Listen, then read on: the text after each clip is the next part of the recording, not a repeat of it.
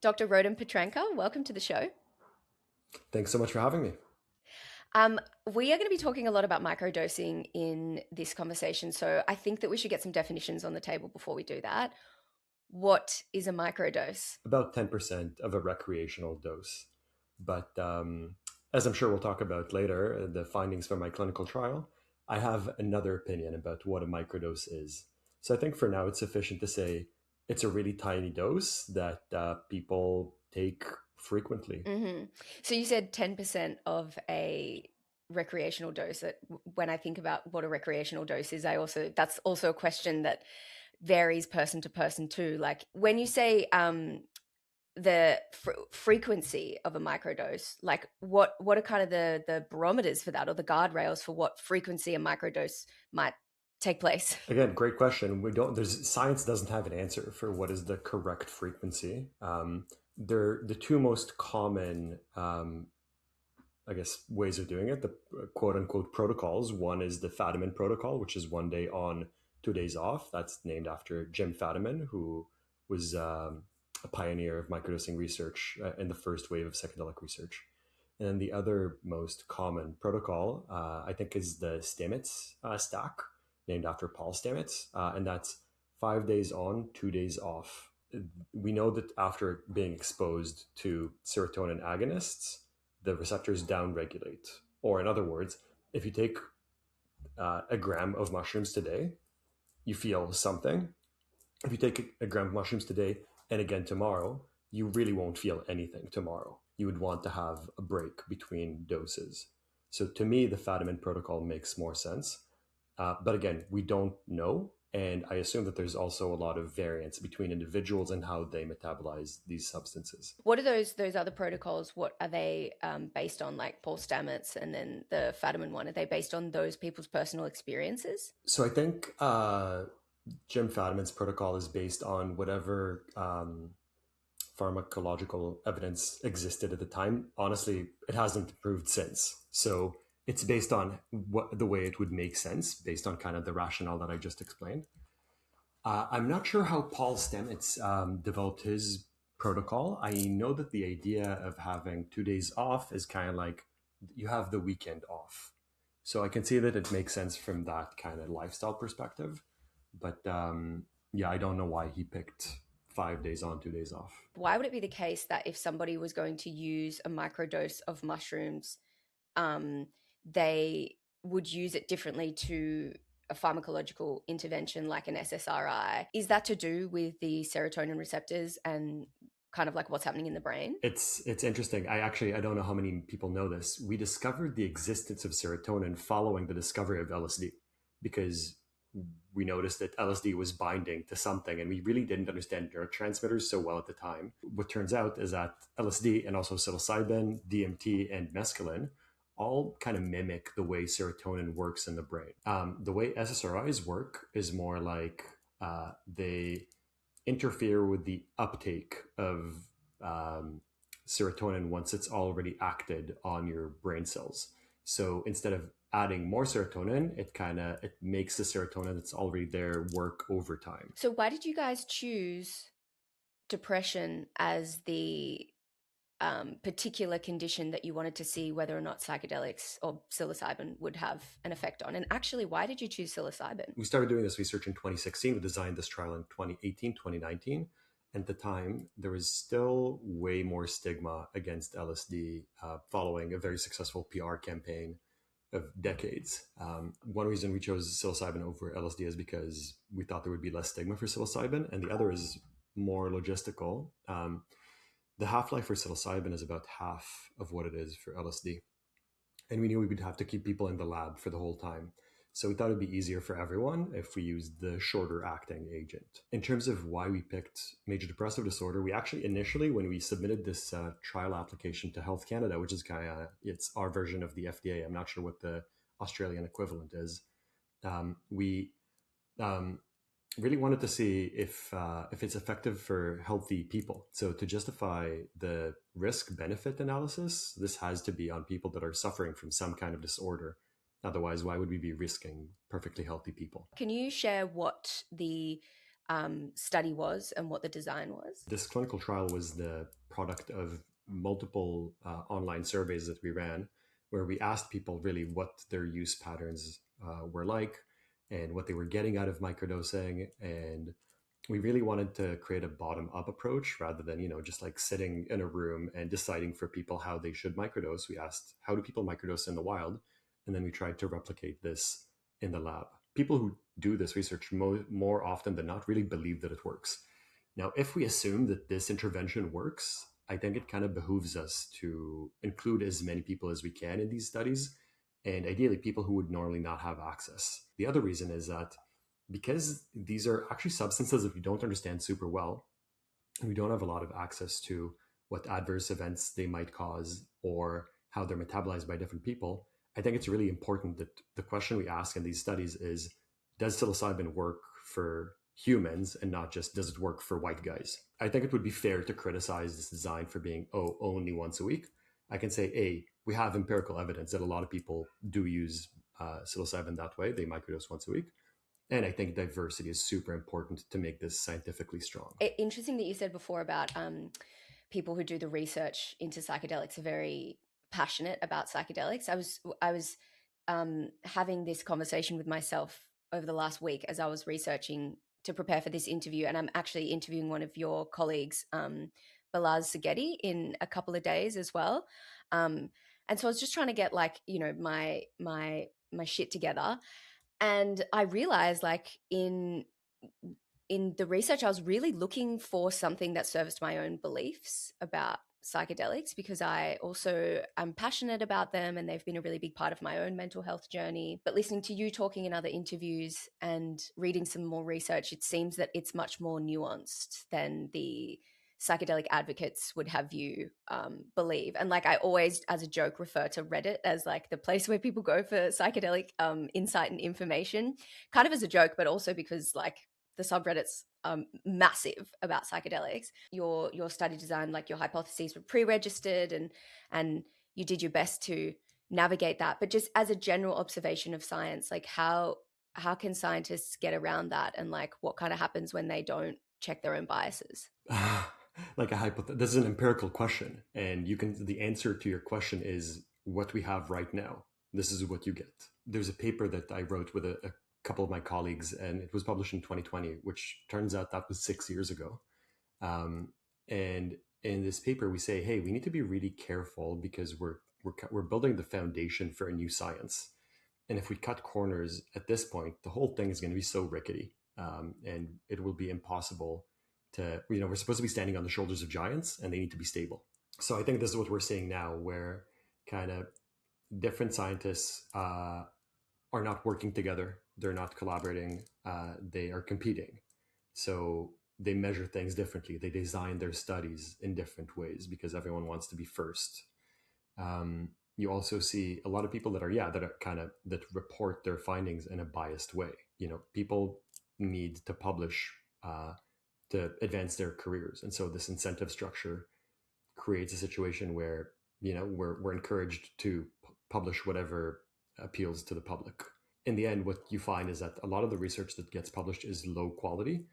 And in psychedelics, especially, so my background is in psychology research, especially if you compare psychedelics as a subfield to where psychology is way more rigorous and way more cautious. And I think in psychedelics, people kind of go big or go home. Yeah, the media kind of does pick up on the sort of headlines of, I mean, that's its job. It creates headlines of psychedelic research, and kind of, people's attention span is so low at the moment that you can imagine them scrolling through the news and just reading the headline of an article that's supposed to clickbait them around what psychedelics might or might not do. And I guess I was just curious to hear if you have come across anything like that recently in all of this news that's coming out in light of psychedelic assisted therapy becoming popular, that really, just based on your experience as a scientist, feels no, the public need to know that that's actually not what the science, that's not what the science reflects. My colleagues and I recently wrote a paper about the way psychedelics are reflected in the media. And I think the most striking finding was that I forget what it was. It was something like 65% of media pieces that we looked at included, they say psilocybin has been hailed as a new mental health cure and it might be effective with a variety of conditions, including PTSD. Now, the thing is, there's, as far as I know, zero studies on psilocybin for PTSD. This doesn't mean that psilocybin is not effective for PTSD. It just means that there's no research yet. And I think the media has been hyping that a lot. Is that a conflation between MDMA and psilocybin? Like there have actually been studies on MDMA for PTSD, and I the media is assume just so. Yeah, I assume that that's the case, but I don't know. I don't know what's going on in people's heads, but it's a plausible explanation. Mm. All right, cool. Well, let's get back to your trial. So, how many people? What was the study design? Yeah, just pick up where you left off previously. People were randomized into either first placebo or first psilocybin, and I'll explain why I say first in a minute. And then they came into the lab once a week for 4 weeks, and they received either 2 milligrams of psilocybin, which is a little bit less than 10% of the amount of psilocybin that people are administered in most clinical trials, or an active placebo, just sugar. And so they come in once a week. They answer a bunch of questionnaires. We also interview them at baseline and then after these 4 weeks. And then after that, they get 4 more weeks of psilocybin, and everyone knows that they're getting psilocybin. So at the end of the 8 weeks, it's either people received 4 weeks of placebo and then 4 weeks of psilocybin, or 4 weeks of placebo and then, or sorry, 4 weeks of psilocybin and 4 more weeks of psilocybin. So 8 weeks of psilocybin altogether. And we did that for kind of a variety of reasons. This is the kind of statistically the most clever way to maximize the power we would have to detect an effect if there is an effect. And it was double blind, right? So nobody knew what they were getting. You guys didn't know what they were getting. For the first 4 weeks, it was double, well, I guess triple or even quadruple blind because kind of no one knew. But then the last 4 weeks, everyone knew. And part of what we were trying to assess is, if you were in the psilocybin condition and you were blinded initially and you were not improving, but then once you cross over to the open label psilocybin, then you start improving, that tells us that it's all expectancy and it's not really the drug effect. Yeah, and that's interesting. That would be an interesting finding anyway. But the idea here was essentially for each person to be their own baseline. And then, yeah, and then we can compare both within and between groups. And that would give us kind of a lot of statistical power. So, what was your hypotheses before going into this? We predicted that after 4 weeks of once a week psilocybin, 2 milligrams of psilocybin, the people in that group would improve in their depression symptoms more than the people in the placebo group. And where are you doing this? Is everybody coming into what is the set and setting vibe for where people are going to have their doses administered? Excellent question. And yeah, I think set and setting are so important. And actually, I wrote a paper with my colleague, Ido Hardigsen, a few years ago about how important set and setting are specifically in the context of microdosing. So what we did, we actually had two different settings. One setting was a pediatric clinic, which, I mean, it was a nice clinic, but it's still very much a clinic where participants were in, an exam room with an exam bed, and it's a very clinical setting. And the other setting, but there were toys, toys everywhere.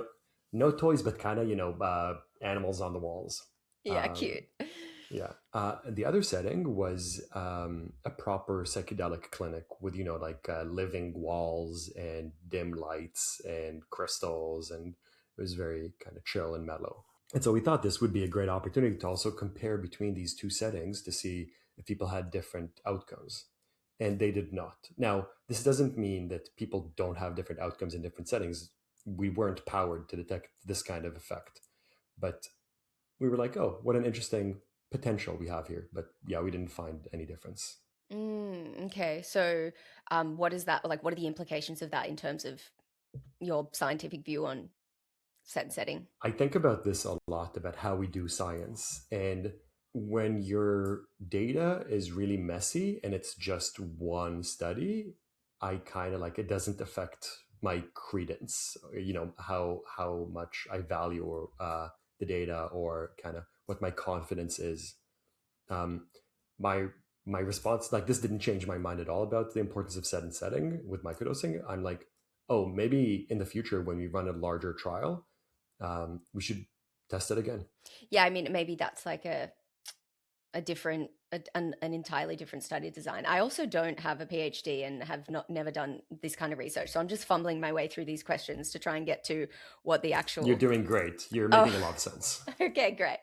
um yeah, to get to like the actual crux of what you found. And so, but it does seem like you had the potential in this design to test a lot of variables like placebo effect, a set and setting effect to some degree, people like expectation, and then also like, was everyone just getting their doses and then were they just kind of sitting in their rooms, whether they were in the pediatric or the psychedelic setting, and then just sitting there and kind of contemplating their existence? Were they interacting with each other? Were you as clinicians interacting with them? What was happening there? Yeah, you're asking all the right questions. Okay, great. So this is, it's not trivial. It's not obvious what the right thing to do here as an experimenter, because so you have to keep people in the lab for like 6 hours. Um, and so one thing you can do is just tell them, just sit there, do nothing, because I want everyone to be doing equally nothing so that it's all controlled. Yeah. But that would be extremely boring and unpleasant for them, and that might interfere with any effect that we might observe.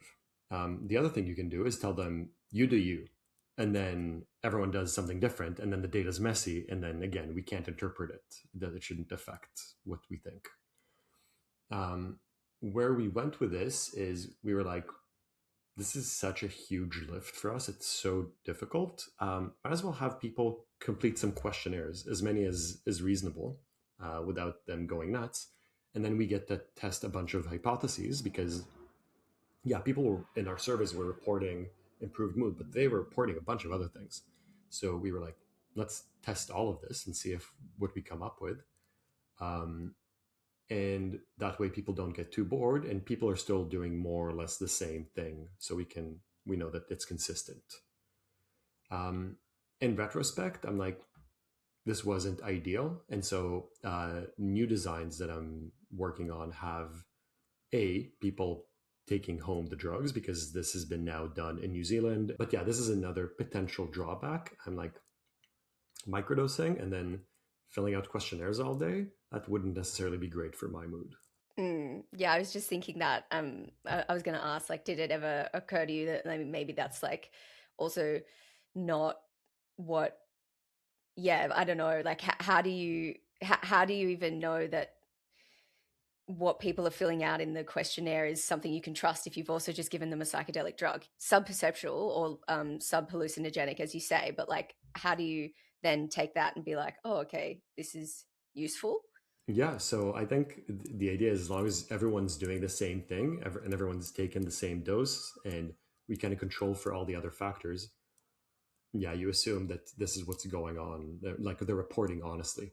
The thing is, though, I'm thinking, e- even if they're reporting honestly, maybe people are having different experiences, based on, someone might have ADHD, and then it's really hard for them to sit down and do this thing. Or, yeah, just like, different people are different. Again, this is something that would ideally, or I guess, in theory, would be resolved by having a large enough sample, and then this kind of variance just shakes out. And I don't know that we hit the large enough sample. I guess I don't want to like get into the nuts and bolts of this too much, but I do think this is an interesting thing about psych research is a lot of it relies on self-report, and self-report in and of itself is like so varying because people have different levels of self-awareness, and like people have different, you know, reasons for which they might self-report in a way that makes them sheds them in a certain light. And like, I'm wondering, when you were setting the surveys out, was any of that a consideration of wondering, we've given people these drugs, and then also like self-report can be a bit of a like a challenging way to do science in this, like, yeah, to do psych science. Not really, because I think, like, so I come from psychology research, so this is kind of, this stuff is my bread and butter. Just like, people self-report almost everything. That being said, I come from behavioral science, so I was like, okay, let's give people some behavioral tasks to see if there's a difference on that. So we do have some really interesting data. We had 2 sustained attention tasks. We had several creativity tasks where it's not just, oh yeah, I feel more creative. It's like, let's see. We did some sobriety tests, which is, I think, we're the only ones to have done that. What, like you made him walk in a straight line, or? Yeah, Oh, exactly touch the that. nose, the whole thing. Really? Did Yeah. people pass that? Wow. Is this when we start I talking know. about results? Yeah, we've got to get there eventually. Yes, let's talk about the results. We'll circle back on sobriety, whether or not people pass the sobriety test. I'm interested, out of 39 people, 8 weeks, how many people's depression got better? Pretty much everyone, by a lot. Wow. What was the measure? We had several measures because I wanted to, compare our results to the results of University College London. They use the quiz, so we used the quiz. I wanted to compare to other colleagues, the Johns Hopkins team. They used the PHQ, so we used the PHQ. We used I want to say 5 different measures of depression. A couple of them were just to replicate our previous findings from surveys, and the others were to compare to other research groups. What does that look like if we translate the science, or like the quantitative version of a lot? What does that look like in terms of people's behavior or their lived experience? Like, did you have participants who were so depressed they weren't leaving the house before they came into your trial, and then after the trial, aside from leaving the house once a week to take psilocybin with you? So yeah, there was for sure. I'm thinking of one person who could not get out of bed before the trial, and then and then I feel like the trial completely turned them around. So for one of the measures of depression we used was the SCID, which is the Structured Clinical Interview for DSM-5. It reviews all the symptoms of, in our case, depression. You just kind of go through the participant with the participant through it. Sorry, and you assess them. And people need at least 5 out of 9 symptoms to qualify as having depression. And so, everyone had at least 5 when they started. And on average, people went down by 5 symptoms and by the end of the Wow. trial. Yeah. So people who started super severe were just below threshold on average. And people who started just above threshold were completely like 0 symptoms by the end on average. How many of these people were already getting some kind of treatment outside of SSRIs? I'm guessing that the people that were on SSRIs had to stop them for the trial. In our case, we told people, hey, you want to participate? You can't be on SSRIs and you can't start SSRIs. You can't be in therapy and you can't start therapy. If you're exercising, you have to continue exercising as much as you are. If you're meditating, you got to continue meditating as much as you are. You can't start any of these things. And we wanted to keep everything super consistent because I don't know what the effect of microdosing is, if at all, but it's probably tiny. Whereas exercising, you're going to get a large effect from that. Therapy, you're Yeah. going to get a large effect. So we were very, very serious about people kind of sticking to their routines and not changing anything. At the end, when everyone's measures of depression went down, as in their depression got better, but you had also tried your best to make sure that all the participants didn't change anything else in their life. What are the findings that you can confidently speak to about what psychedelics do, and like what other part of the design might have also contributed? So it's hard to say. I feel like I wasn't explicit about this, and I don't want anyone to be misled by what I said up until now. So everyone got way better. Everyone meaning regardless of whether they were in the microdosing group. Like both groups got way, way better. And there was almost no difference between the 2 groups. It was kind of like the placebo response was incredibly large. We trained the staff to be professional and pleasant, but kind of without crossing into being friendly and, of course, not being unpleasant. So we tried to control for other variables, but I think that just participating in a clinical trial often has a significant placebo response. And in this case, I think the most important thing we learned is, wow, people are very hopeful about microdosing, like extremely hopeful. But where do you think that comes from? The first paper from this study is currently under review with Nature, and there I refer to what my colleague Tessin Nourani called the pollen effect, where just like it feels like so. As in micropollen? Yeah, like I don't want the first word that came to my mind was contamination, but that feels too harsh, or like the negative. There's a negative subtext to that. I don't mean it negatively. It's just like this is now part of our culture. Everyone's talking about it. Everyone's so hopeful about it, and it has created a situation where people come into these studies and their placebo responses are large because they've read about it, they've heard about it, and they know that this is it. This is going to change their lives. Yeah, I mean, that comes back to what we were saying before about the media's reflection on psychedelics is really changing Yes, the cultural attitude and also potentially changing the results of science. But also 100%. yeah, but let's not get too far ahead of ourselves. Before I just say congratulations on having the paper in review for Nature. That's huge. It's like like a top tier journal, and so that's incredible.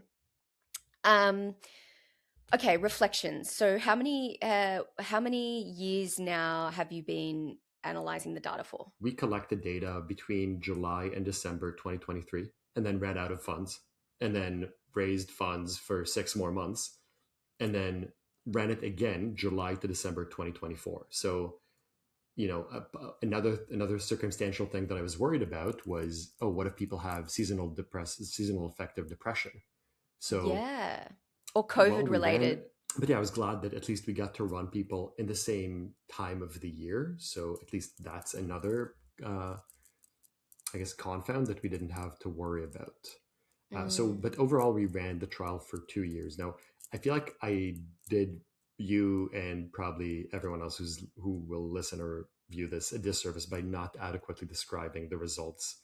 Can I quickly just describe them? Please, yeah. So we didn't find any difference between people in the microdosing group and the non-microdosing group on any of the depression scales. Everyone improved by a ton, except for one scale called the dysfunctional attitude scale, which measures kind of cognitive tendencies towards depression. So it has things like if I fail partly, it's as bad as failing completely, which if you or anyone else believes that, it's not true. Don't believe that. But if you do believe it, you're more likely to be depressed. And we found that people in the microdosing first group, by the end of the study, they were significantly lower on that. Now, that might be a spurious finding. It might just be by happenstance and a statistical artifact, but it might be for real.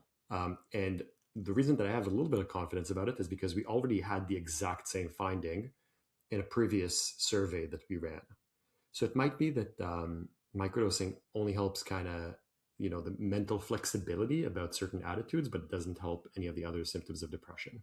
We also tested a bunch of other things. I think the only thing that's worth mentioning, and I think will not be surprising, is we also measured the feeling of connectedness that people felt to themselves, to their families, partners, whatever, society. And people in the microdosing group were also higher on that, which makes sense because this is part of the discourse about psychedelics increasing a sense of connectedness. So originally, when we decided to include the sustained attention tasks, it was because people who microdose described that their focus is better. And initially, when we designed the study, we thought that we'd see that people's performance on these tasks was better when they were microdosing. But then I was like, no way. No way. I think our hypothesis should be that they just won't do any worse. And that is what we found. There was no difference in performance between people in the microdosing and the non-microdosing group. So that suggests, and that is also related to sobriety, where everyone was sober, basically everyone. 3 people failed sobriety tests, there were 3 failures in sobriety tests. One of them was in the placebo group. So, yeah. So my takeaway is this dose, at least this dose, is safe. It is probably not intoxicating in the sense that they can focus on something super boring for 20 minutes and they are, at least they would be considered legally sober, like good to drive. Cool. So, any sort of reflections now that it's been a few years? Like, what are your kind of major reflections after having done that clinical trial? Wow, great question. I think the most important one is never do it again. Never. I advise anyone who's listening, if you are a graduate student and you're telling yourself, I'm smart, I'm competent, I've been reasonably successful in other things so far, and if I just apply myself, I can run my own clinical trial, don't do it. Oh, Uh, really? yeah, this has shaved years off my life, and it was extremely stressful. And I mean, I learned a ton, and I think that like I am in a good place now, and I'm like, I'm giving interviews to excellent podcasts, so I'm happy about that. But it was an unbelievable lift, and I wouldn't do it again. So let's talk about your work as a therapist. What are the things that you are seeing in your clinic? Like, what are some of the patterns? I'm encountering myself every day, Mm. and it's been amazing. I feel like this is one of the best decisions I've ever made to become a therapist. I've learned so much about what it's like to be human, what it's like to be me, and I get so much out of working with people directly, and yeah, just helping them be. What do you think is going on there? Because it does feel like there is a sort of like explosion of ADHD. And that's not to say that it wasn't a thing beforehand, and that now it's just we have better diagnostic tools, or maybe because we have so much, our lifestyles are so dopaminergic. That's also, and there's an effect there. What do you think, in your clinical opinion, is going on with people's attention? Yeah, I think that for sure a big part of it is the culture. I think our brains have not evolved to manage this kind of flow of information, like quantity or quality. And there are just so many distractions all the time. I have two hats, well, at least two hats. The scientist hat, I can like it's I can talk about things one way. Therapist hat is like, I don't know, I have feelings, I have intuitions. It's a Mm-hmm. craft, Mm-hmm. and so I feel like this kind of question I would feel way more comfortable answering if I had research to back it up. But based on the I don't even know how many ever many clients I've seen, I'm like, I don't know, this is a very small sample, and it's a sample of convenience, and I would be cautious about inferring too confidently from this sample. Well, now that you've laid down that disclaimer, I'm just interested in your opinion and your reflection as a human working with other humans. Like, what do you think is going on at the moment? It feels like a lot of people are struggling, and not just with attention, but also like struggling with connection, struggling with meaning, struggling with so much. Sure, that's something that I'm way more comfortable talking about because I wrote a couple of academic papers about that. So yeah, Okay, all for right. sure. Well, let's do that Um, then. yeah. I mean, no, I'm super happy to talk about other stuff too. I'm just like I think the depth of responses you'll get from me is different depending on whether I'm drawing on the academic pool of knowledge or my feelings. Okay, well, I mean, both are welcome here, academic knowledge and feelings. So whatever comes, whatever comes. I mean, it is interesting doing this podcast. Like, I talk to a lot of scientists, just as like a bit of context for why the podcast is the way it is. I talk to a lot of scientists. I prefer people with some kind of like an opinion or a belief system that is grounded in some sort of evidence. They don't necessarily have to be a PhD holder, but they can also be they can be someone with a body of work. There's so many opinions out there, and there's so like everybody has their reflections on why life works the way it works. And I had found, like, in interviewing people on the podcast about what do you think, what do you think, what do you think, what do you think, I was getting a lot of like opinions that weren't grounded in any evidence, and were just super super subjective and super emotional. And so that's why I switched it up and started interviewing scientists. But then when I found when I got into this sort of line of attracting guests, I found that like scientists were often really apprehensive to give me their emotional and subjective opinions, because they were like, but that's not what the data says. And like, there's been times when I've pre-interviewed scientists and then they've been like, hey, I don't think I can come on your show because you're asking too many personal questions. So it's like, it's this hard balance of being like, you're I want to hear about your research, but I also want to hear about your me search as well. Hmm. Nice. You Um, brought that right back around. I love it. Full circle. Uh-huh. Yeah. So anyway, but back to I mean, I guess this is probably a good segue then, really, into your personal story. You mentioned before we turned the mics on that it was underwhelming and that your personal story like might not be that exciting, but I don't believe that. So tell me, how did you get into psychology and why psychedelics? How did we get here? Actually, I just want to say I have many opinions about the meaning crisis, so we can also talk about that. Yeah, yeah, we can But circle back to that with more sure, context for your personal life. sure. Um, so I started. So I had my first exposure to mindfulness meditation was when I was 19. It changed my life completely. That was kind of, I think, the way a lot of people that use psychedelics talk about psychedelics. That's what it was for me. It gave me perspective. I realized how much I don't know and how much, good there is in the world. So that absolutely shook me. And then I'm Israeli. I was in Israel. Shortly after that, I was drafted to the Israeli military and served for 3 years. And that was a very bad fit. It was very upsetting. Yeah. So I think that was really, really bad for me. I was very depressed as a soldier. Um, and then, I had the good fortune to be able to leave Israel and move to Canada. And then ever since my experience with mindfulness, I had the subjective experience of really feeling the kind of the vibrations in my body and really feeling how it's made out of particles. But also, this is kind of what's described in the Pali Canon, in the Buddhist writings. And I was like, yeah, I want to study physics and I want to further explore kind of the nature of reality and see what's really there. And boy, did I bomb. I sucked at physics. I was so bad. It's really hard. It's a hard discipline of science. It's not for everyone.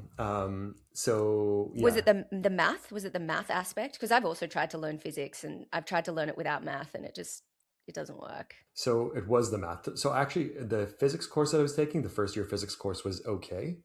Like I was, barely passing, which is decent. But the math course, I had to take the math for mathematicians, and I was just sitting there being like, I don't understand why we're proving stuff about the circle, and I would get like 10 or 20% on my assignments.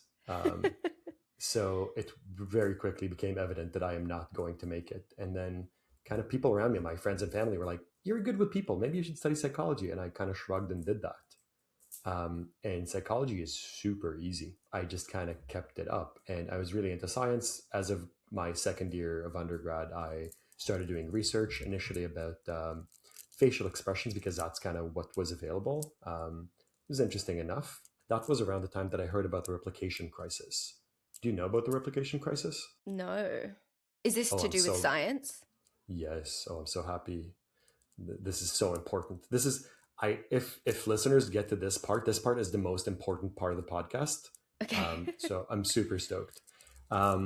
So the idea is that science discovers fundamental rules of reality. So if I drop a ball from a meter above the ground, it'll take it a certain amount of time. If you drop the same ball a meter above the ground, it'll take your ball the same amount of time to hit the ground as my ball, right? Hmm. Because that's just gravity. That's physics. Exactly. And so we assume that life sciences and psychology are also sciences because you test things and you have all these numbers, and then you should be able to replicate other people's findings, right? Hmm. Mm. In fact, it should be kind of part of the work should be that you, by definition, run replications. Otherwise, how do you know if someone just found something because it was a fluke? In psychology, for decades, just no one replicated because there was no incentive to replicate because your paper would only get published if it was novel.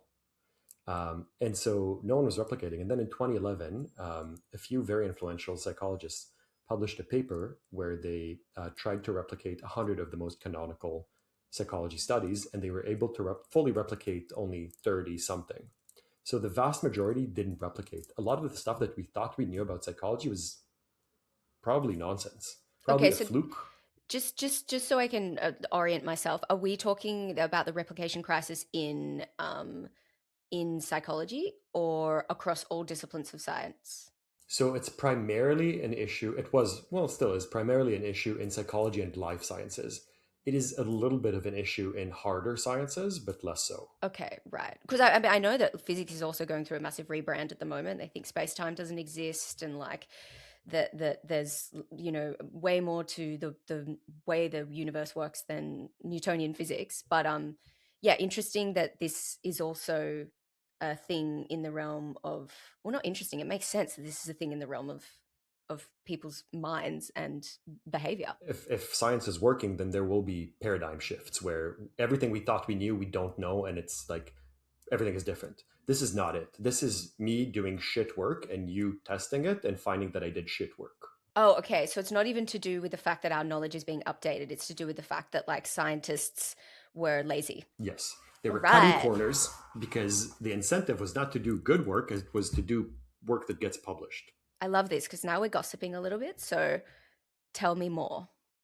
Sure. So these guys published this paper. It absolutely breaks everything we thought we knew about how we're supposed to do things. And so I hear about it a couple years later when I start graduate school. And by that point, these folks, this effort was led by I think Brian Nosek and some other people, some very influential psychologists.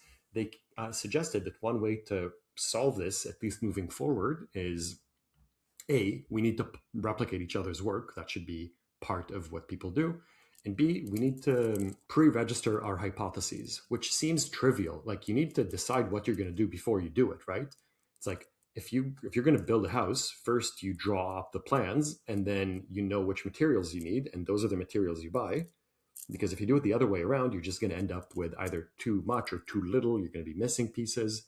I start grad school and I say to my supervisor, hey, I'm happy to do the work that we discussed. We have to pre-register it because that's how science moves forward. And she was old guard and she didn't know what it was about. And she was like, no, if I pre-register it, people are going to steal my ideas and I don't want to do this. And I was like, look, I don't think I can work with you. Damn, So good for you. thank you. Yeah, I was pretty proud of that. It was very risky. And then I found another supervisor, and yeah, and that's when I started working more specifically on mindfulness and mind wandering. Now, I just want to, before I continue on that thread, I just want to say, would you agree now that I've explained pre-registration? Would you agree that it is important to do? Yeah, I mean, from my perspective, it feels like it's like an honesty thing. It's like this is what we think might happen. This is what we're trying to prove. And so if you end up proving that or disproving that, the person that's reading your research can sort of see the chain of events rather than you being like, 100%. but I do just want to interject with a thing here because this is something that I've heard before and thought, that's an interesting concept. That with doing science, like some scientists are passionate about the fact that science should be done without a hypothesis, and that science, you know, people should be given money. Good scientists, people with rigorous uh, first principles thinking, should say, this is an area that I want to research, and funding should be given to do research in that area. And then they should just be like, and this is what we've discovered, without kind of giving too many guardrails or like creating too much of a container around the exploration, because that's where more novel ideas might come from. This is something that I have heard other scientists be proponents for. So I'm wondering like what your thoughts are on that, and like what the difference between what you're saying about pre-registration is, and then kind of like what I'm talking about. No one ever approaches anything without some preconceived notion, some hypothesis. You don't start walking without assuming that your next leg is going to catch you. So I don't believe anyone who says, oh, you know, we should study psychedelics just to see what happens. But like, no, what do you think is going to happen? What question are you going to ask? So that's one way to think about it. Now, that being said, I agree that there is room for exploratory research, for stuff where you're like, let's just see. Or, you know, let me ask some open questions and see what people say. Absolutely. In fact, I advocate for that, especially in psychedelics, because so much of what people experience and what might be happening is stuff that we can't capture in quantitative methods. So we should be asking open questions 100%. And I'm not saying we should even pre-register everything before we do it. And that shouldn't be our prison. All I'm saying is I have a particular plan and I need to follow that plan. That means that I need to report those analyses after the fact. And I need to be honest. Here's what I planned. Here's what happened. I can still do exploratory stuff, but I need to be explicit. I didn't really plan on doing this. So you should believe this a little bit less, or you shouldn't be too confident about this because this is something that I came up with after the fact. You asked me before, would I agree if the pre-registration is important, and I answered and I said yes. I think that it's good for the people that are consuming the research to know what your intentions were and then what you found, and to kind of like infer based on the difference or no difference there. Yes. Where were you Transparency and accountability. Yes, yeah. Where were you going with that question? Where were you going to take this? Okay. So you tell me, what do you think? How common is this in psychedelics? Man, I just like, because a part of me wants to be like, this is what everyone does, because people that are passionate about psychedelic research are passionate about like the truth. They're in search of the truth. I mean, because that's also why people take psychedelics. So I'm gonna say 60 to 80%. At least in microdosing, it's me and one other team. In the bigger psychedelic literature, I'm going to say probably less than 10%. And I think the new guard, many of the new graduate students are doing it, and I love them for it. But I think most of the people who have published about psychedelics research in the last 20 years, the vast majority did not do this. And I think that that's part of the reason why their research is unreliable. And so is this because of the competition?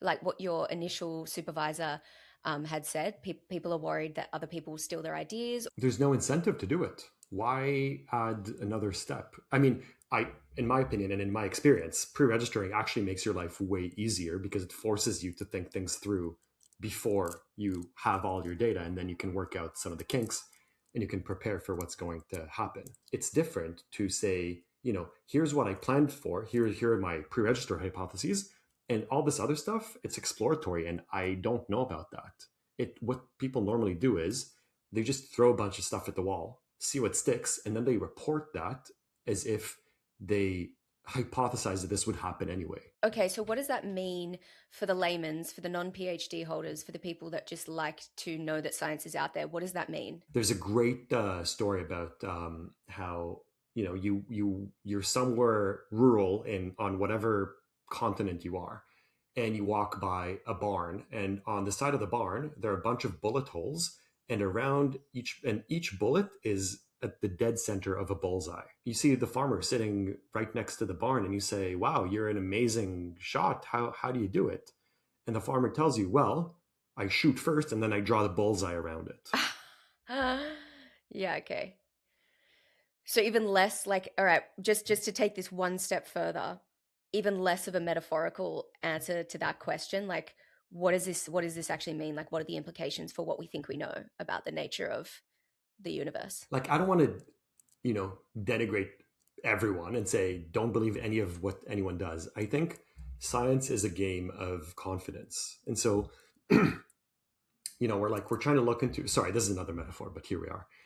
We're trying to look into a dark room through a keyhole, and different people have slightly different perspectives. They're running different studies. And so we get a little bit of kind of different perspectives, and different people reporting the same finding. Increasingly over time, we can be confident about what's in this dark room.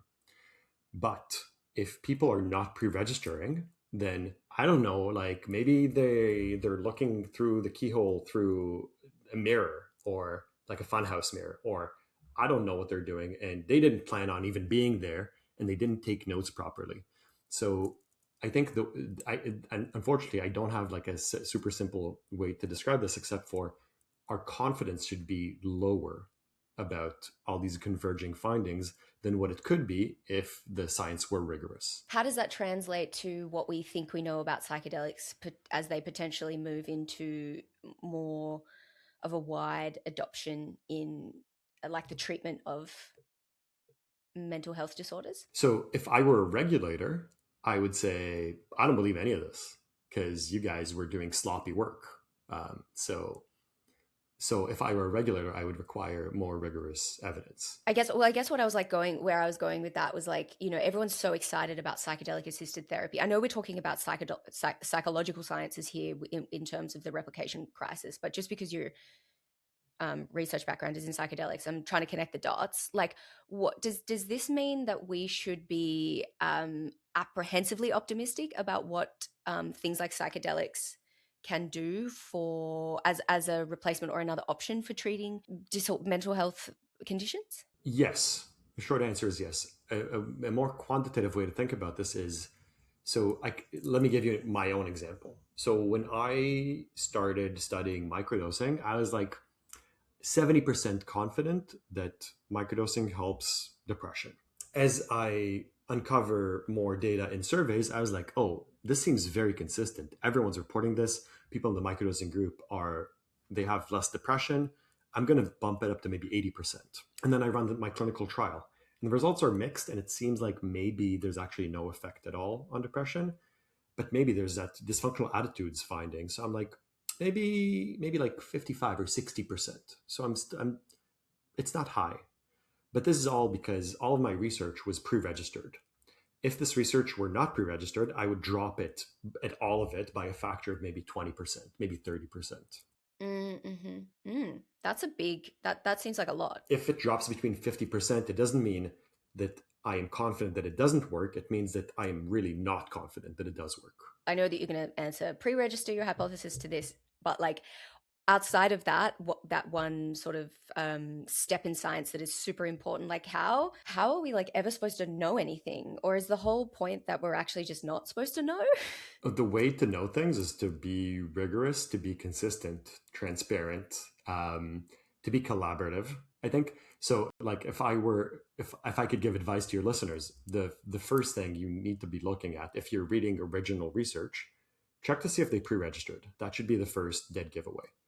And then check to see if people are willing to work with other people, if they're willing to share their data. I also see the downside of that, which is that the the need for certainty can drive the downstream effect is it drives things like this, you know, like bad science and like these ideas around like how things should be. And like again, I'm just kind of like thinking out loud because this is something I've been working on in my own life of like why you know, why what is the importance of being certain about things, and how do I not live as if I need to be so certain about all things? And if I don't live like that, what can that open up?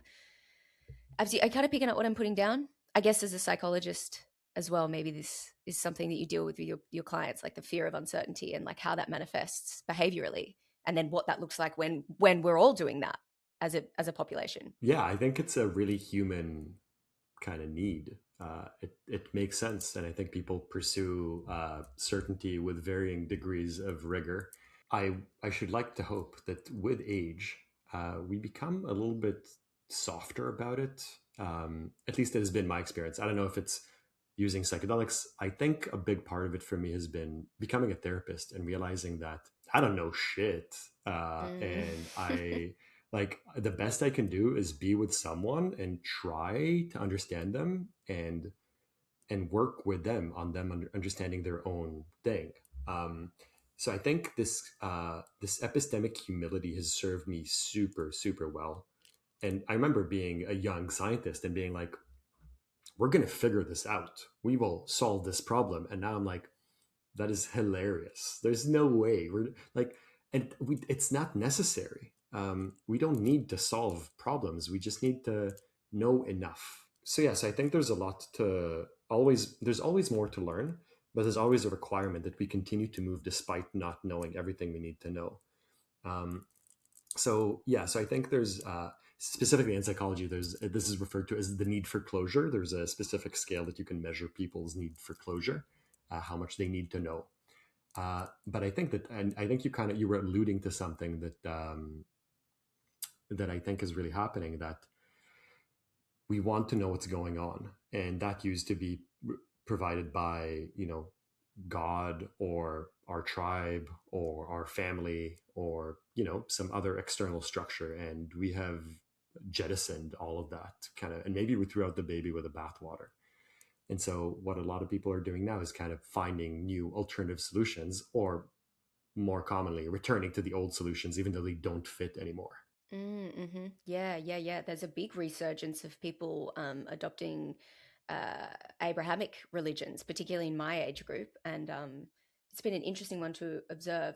Such a fragile balance between wanting to, yeah, evolve and know more, and then also dealing with the inevitable uncertainty that is like our cross to bear as sentient beings. I'm interested to know if you have a spiritual practice. I have seen you in other interviews on YouTube holding rosary beads, and I can hear that you've been doing. Yeah, Oh, you've been. sorry, I didn't realize. Sorry about that. I was going to say something about it, but then I also thought we'll get to a question around that. You've mentioned mindfulness before, so I'm interested. What is your spiritual practice? I have none. I am an atheist. Okay. What is your spiritual There's belief? what does that mean? I don't know. I guess you could define it however you wanted to answer the question. I am open to whatever. I also know that sufficiently advanced technology is indistinguishable from magic. So I don't think that anything that I would see would convince me that there is a God in the sense of like an Abrahamic God. I believe that there could be multidimensional beings out there. I believe that there are aliens that are they probably more advanced than we could ever imagine. Um, but the God, nothing would ever convince me. And I mean, we've been edging towards this. This is a big part of what the podcast covers is your beliefs around consciousness, this idea that we have an awareness of our existence and subjective experience that like potentially no other animals or plants have. What are your views as a scientist, as a therapist around consciousness? It's funny, you asked me before we started recording if I feel comfortable talking about this. I was like, yeah, of course. And now I'm like, oh no, but I know nothing. Uh, I had the good fortune. I was just at a conference in the Netherlands, ICPR, and I had the absolute delight to see a debate between a few people that I absolutely admire that know way more than I do about this. Anil Seth, Oh yeah, Christoph Koch, and Bernardo Kastrup. Castrop. Yeah. Wow, that would have been incredible. Was that It was recorded? so good. Yeah, I think so. It was so good. They were so good together. Oh my God. It was, Anil yeah, and Castrop would be like, they just could not disagree more on their theories of consciousness. That would have been so yeah. interesting. And Christoph was also, he was remote. So there was a slight delay and he was so funny. They were all so funny. It was so great. I got so much out of it. So, Sick. yes, so there's these giants that I just saw speak to this. And I'm a little bit hesitant because I know that I'm just a guy that ran a trial on microdosing. So with that, I can say a little bit, but I'm just so I think mostly a physicalist. So I think maybe one way to think about this is one of the questions to this panel was um, should we believe that the entities that are encountered under the influence of psychedelics are real? It's a good And question. yeah, and surprisingly, I think the consensus between all three was no. And I'm like, yeah, of course not. This is just your brain firing. And so I don't mean this in the sense that I know for a fact that these are not real things. I mean this in the sense that I don't see it being useful to pursue that avenue. There's, we only have so much time alive, and there's only so many resources. And I think it would serve us way better to see if we want like how psychedelic can help people live better lives, or change legislation, change our culture so that people have all of the things that they need so that they don't even need to use psychedelics. I connected with what Anil Seth was saying. He's a pragmatist physicalist. Is like maybe there's other stuff going on, but for the purposes of this life that I have right now and knowing what I know now, I want to pursue the stuff that is most likely to yield results that are that would help people. I'm not sure if anyone on the panel would say this, but like that those entities actually have really important messages for us, whether or not that's because they are from the depths of our own psyche or whether they are independent of our perception, but that they might have messages for how we can like live better and make these changes so that humanity moves forward before it obliterates itself. Sure, I'd be open to that, but then I would say, okay, so if there is a truth there, then you can share the truth. If you need resources to further study this, then yeah, come up with a research proposal and let's talk about this. But I've not heard anyone like, and it doesn't mean that those people don't exist. I just have not heard anyone say there is veracity to these subjective experiences, and we need to do X and Y to study it further. Yeah, I mean, I've had, I see what you're saying. I had a guy on the podcast recently. It hasn't been published yet, but it may have already been published by the time your episode comes out. His name was Alexander Biner, and he was part of the clinical trials for DMTX um, back like a few years ago now. So they injected him with DMT for 40 minutes straight, so continuous administration, and then he went into this realm and like experienced these entities, came back from it, and wrote an entire book that very much was about the meaning crisis and like all these conflating issues that are creating a really unstable kind of like a unstable kind of like psychological environment for humans to thrive in. um, and he also talks a lot about like the internet and how that's really like changed the way we think. And yeah, I thought that was interesting. I mean, he was just one guy, and it wasn't like all 6 of the people involved in the trial did the DMT experience with the intention, like the pre-registered intention of we're all going to come back from this, write books, and then use them to advise governments on policy. But I guess like that's just one way that maybe studying these entities could be beneficial. I'm open to that. My instinct is like we already know what we need to do, right? We can't have trillionaires. We need everyone to have a place to live and food and something that they like to do that makes them feel like they're contributing to society. And they need to have education and kind of like pretty basic stuff. I don't need to meet a DMT entity to know this stuff. That's true. Yep. Yeah, I hear what you're saying. So do you agree more with like what Anil Seth's approach to consciousness is, that it is derived from brain activity? I think he said something about meat brains, right? Only meat can think. I'm like, I don't know about that. I think I'm more sympathetic to, well, yeah, to Christoph Koch as like his information theory thing. I think that it doesn't make sense that we are the only conscious beings. And I don't exactly know what consciousness is, but like I have 2 dogs, I have a cat, and I'm fairly confident that they have consciousness. It's different from ours, and so I think it's kind of weird to think that we are special. Like we have a couple of adaptations that have made us completely take over this planet in a potentially cancerous way. But I don't believe that we are the only ones with internal worlds and motivations and desires. Um, and I think, in fact, I think that this kind of human exceptionalism is potentially dangerous because we are not special. We're just naked apes running around pretending to be special. Hairless Yeah. I apes. guess, what do you think about that? I don't know. Um, yeah, I don't know. You're the first podcast guest to actually ask me what I think of consciousness. And the I just I think that there is uh something else going on. Like I think that humans have, at least like the human that we know now in this bracket of time, its potential is like completely squandered by the culture that we live in. And I guess my like very basic opinion of that is that it gets more and more squandered the more and more we rely on technology. And I guess like again downstream from that, I think that human beings have, I think we all have psychic potentials, and we all have psychic potential, but the level of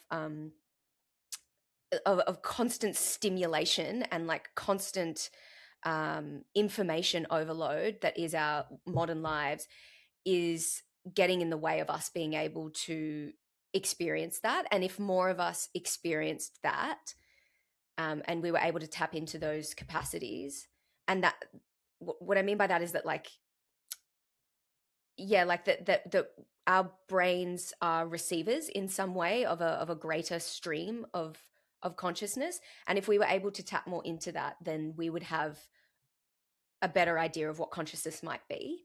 but because a lot of the people that are studying consciousness, at least in the scientific realms, are not from traditions where you were trying to um, further embody and cultivate your psychic abilities. We have lots of ideas like Anil Seth's around, materialism and physicalism. And I think that, yeah, I don't think that you are entirely responsible for your own subjective experience in that way. I think that I more agree with Bernardo Kastrup's idea that there is a stream of water, and then there's tiny, what does he say, whirlpools, and like you are the whirlpool, consciousness is the water. So you are of consciousness, or I guess I don't know if you are of consciousness or if you are a receiver for consciousness. Um, and this is not to say that I don't think the brain is freaking incredible at what it does, whether that is like the likes of Anil Seth say, the primary producer of consciousness, or whether it is the thing that interprets whatever else is out there and then gives us our subjective experience. Either way, like that's an incredible feat, along with our nervous system and our fascial system and all the other bits and pieces. So that was a very long-winded way of me saying that I am like more of a panpsychist, but I'm just not sure exactly what kind of panpsychist I am. Yeah, I think that was a very coherent and clear explanation of that. I guess I am curious if I might just ask one quick follow-up question. So so I guess in this cosmology, in this metaphysical theory, um, do so are humans special or unique in that sense, or are there other whirlpools that are maybe smaller or different shapes for other species? I mean, I don't think humans are special. I think they're specific.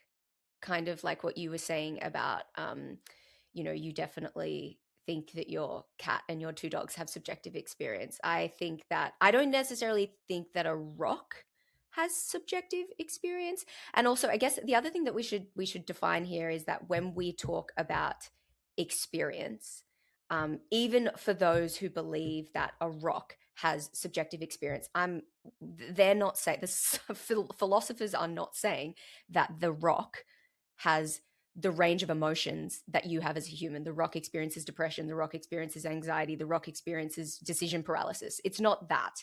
It's like that the rock has awareness. And I think this is what really goes wrong when we try to, or what makes conversations about consciousness really challenging, is that the definitions are so loose and so dependent on what discipline of science you come from.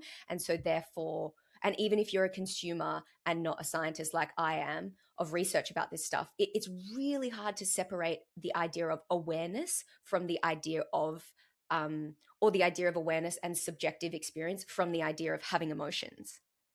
And so it's much harder to think of, it's much harder to think of the fact that consciousness might be outside of the body rather than an internal production of the body's complex mechanisms, when you're trying to conceive of the fact that your dog might wake up in the morning and think, what am I going to do with myself today? And then that's your barometer for what consciousness is. I have to, because I'm also an extremely emotional person. Like my entire experience is emotion. Um, and so I really have to work hard to separate those things to try and conceive of my idea of what consciousness is. But yeah, I guess to get back to your question, I think that humans are specific, but I don't think that they are special. And I think that plants have, I think plants and I think animals have a consciousness that is different from us, and it doesn't exist on a spectrum that is like low to high. It's just a spectrum of difference. Yeah, and I'm with you. I also don't know. And I'm okay with that. I'm like, I think it's great that we have differing opinions and different approaches to this. Um, yeah, and I don't think that we'll reach any kind of resolution, and that's okay too. I think for me, it's more like this is.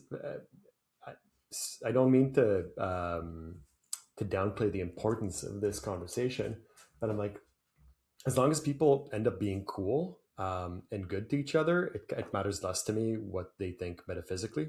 I agree. I think that these kinds of philosophical thought experiments can help with that, though, which is why I'm interested in this, because I think it takes you outside of your own um, narcissistic experience, and maybe helps you like think more broadly about the nature of things, and then therefore you become more kind and cool. I love it. I think this is there's you could have said the exact same thing about psychedelics, right? And I think just psychedelics are the kind of thing, and similarly, these conversations can either act to deflate our egos and do exactly what you just said, or they can inflate our egos and make us be like, no, I'm special, I'm different. You don't, I like in the case of psychedelics, right? It's like, oh, I've seen things you people wouldn't believe, You could and never. yeah, yeah, exactly.